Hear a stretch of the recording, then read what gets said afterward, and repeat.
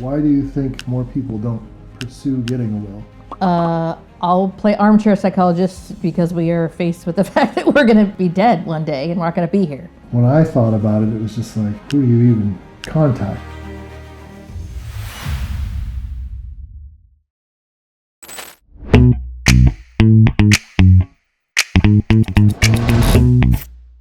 Hey there, welcome back. We are Angel and Dan, your local Gen Xers here in the Low Country, and we have got the sexiest topic for you today. We're going to be talking about wills, trusts, and probate.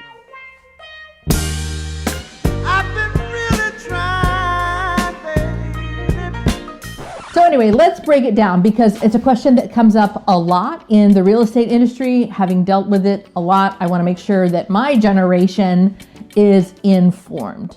And then stay to the end because I've got two resources for you that I think are going to be very, very helpful. Mr. Comedy here, he'll be here at the end too. In addition to us being Gen Xers, did you know that we are also called the squeeze generation? Squeeze. Not bad.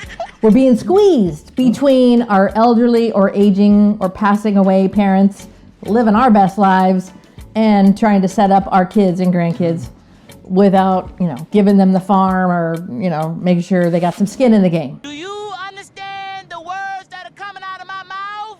All right. It's a lot. But listen, we're Gen X. We were MacGyvering stuff. We were latchkey kids. We're very self-reliant. What else is new? Alrighty then. Alrighty then. Okay, let's break this down just into three chunks for this video. If you guys need more information, we'll be happy to make more explaining it in detail. But let's start with this. All right, first things first, we need a will. You need one, we need one, your sister needs one, we need a will. Why do you think more people don't pursue getting a will? I'll play armchair psychologist because we are faced with the fact that we're going to be dead one day and we're not going to be here. Well, for me, I think some people think it's like over their head, like, I don't know where to start, what's involved. When I thought about it, it was just like, geez, who do you even contact for something like that? Yeah, and attorneys are going to be involved because they're costly, but at some point, you're either going to need an attorney if you don't have a will, or you're going to need an attorney. We're getting ahead of ourselves, but you're going to need an attorney to execute the will if you don't do some other things first. But yeah, think about some of the things that you might have that you want to make sure. If you've got multiple kids, you want to make sure a certain kid gets something. If you've got multiple homes, you want to make sure that those are either sold or continued to be rented or continued to be used by the family. There's a lot of things that you can set up. Think about like your Star Wars collections or some of the, the AT-AT from back in the day. Like, yeah, I don't want the kids at each other on who deserves what and who's qualified to get this or that. Right. I'd rather spell it out. So, well, that's exactly what a will does. Now, the thing about a will is you can go as broad as you want. You can go ham on the the pad of paper if you want. You can really, tease it all the way out. The thing to keep in mind is they're going to be reading this. You're not going to be able to explain it after you're gone, obviously. You can put it together and have a family meeting if that's how your family is run, or you can just, write it. Surprise them. I don't know about that. You definitely want to make sure it's signed and dated and that you're not compromised in any way. You don't want to be high, you don't want to be loaded, you don't want to be, Head injury. Like on your deathbed. That's not when you want to be doing these kinds of things. You want to do it like just, whenever you're freshest, just bust it out. You take care of that and you're going to be as golden as those solid gold dancers from back in the day. Singing late in the evening, and all the girls out on the stool. That one with the long black hair, I loved her. The next thing to keep in mind after the will is probate. So we've talked about the will. Now probate, think about this, it rhymes with state and it's public. That whole it's Nunya that we all grew up with in Nunya business. Yeah. When you're in probate, it's everybody's business. And probate rhymes with state, and you want the state out of your business. Exactly. We don't want them anywhere near our crap. If you only have a will and it's out there for all the world to see because you're in probate court. You've now got attorneys involved, all up in your business. You've got family members all up in your business, and Showing up the money. everybody gets a piece of the pie, or everybody's going to want a piece of the pie. 4 weeks, 20 papers, that's $2. $2. Cash. And generally speaking, I'm not here to bash any attorneys or anything, but generally speaking, probate attorneys are going to advocate for everything being liquidated and sold. Like nobody, there's no like, oh, the value of your Star Wars collection and the value of all of your print CDs. Nobody cares. They're going to say liquidate it. We need the money because you got to pay for everybody. This is not going to be wrapped up with a neat little bow while you're watching an episode of Friends. This takes months. Anywhere from 9 months to 3 years sometimes. So you're, living the good life with Jesus above, and all of this chaos is happening, and you don't want that for your family. Now, if you have experienced something like this, let us know in the comments. Maybe if you've learned a few things like we did, we both lost both of our fathers, so we've got a little bit of experience with this, plus I've walked clients through this, but let us know in the comments what you walked through, what you experienced, and if it was something similar to this. We want to hear from you because if you guys want more videos, we can make more of those. Oh, by the way, we are not attorneys. We are your favorite Gen X realtors here in the Low Country, so please consult your attorney if you have one, your state, because you're going to need to know, like, if you're a community property state or if you're a common law state and how stuff gets divvied up. So we are not attorneys. We are not interested in that target on our back. Thank you very much. We love y'all, but no. Consult the expert. All right, so now we've covered will and probate. Now the mother of all ships is going to be the living trust.